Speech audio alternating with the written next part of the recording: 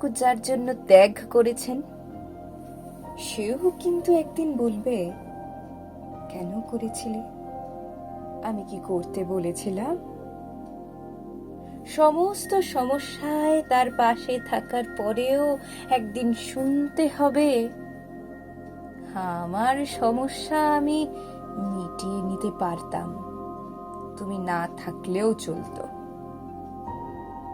তার সমস্ত হারিয়ে যাওয়া সম্পর্কগুলোকে চেষ্টা করে তার কাছে ফিরিয়ে দেবার পরেও আচমকা সে বলবে, আপনি নাকি তাকে একা করে দিতে চান। একটা দিন নিজের মতো করে চাইলেও ব্যস্ততার অজুহাত এসে দাঁড়াবে প্রাচীরের মতো।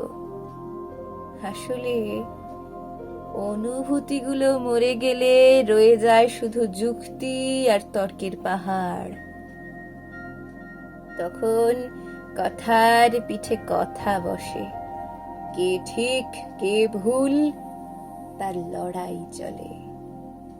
কারণ সে বিশেষ অনুভূতিগুলো তখন মৃত। তাই যার জন্য সব ছাড়ছেন, সেও একদিন বলবে, স্বার্থপর। সেটা বুঝে নিয়েই ত্যাগ করুন, কষ্ট কম পাবেন। কারণ আমরা মুখে যতই বলি এক্সপেকটেশন রাখি না, আসলে ভেতরে ভেতরে কিছু চাওয়া তো রয়েই যায়। একটা একলা সন্ধে, একটা নিশ্চিন্ত বিকেল, হয়তো তখনও চেয়ে যাই মনে মনে। তাই আঘাতগুলো আঘাত হয়েই আসে। তাই তো আমরা নতুন করে ভেঙে পড়ি। তাই তো মনকে বারংবার বলি, চলো জটিল হয়ে যাই। কিন্তু অবাধ্য মন তবু আশা করতে ছাড়ে না। আশা থাকলে আশা ভঙ্গও থাকবে নিশ্চিত।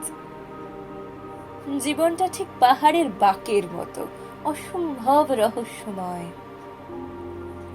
আজ যেটাকে নির্ভেজাল ভালোবাসা মনে হচ্ছে, কাল সেটাকে মনে হয় শুধুই বোঝা পড়া।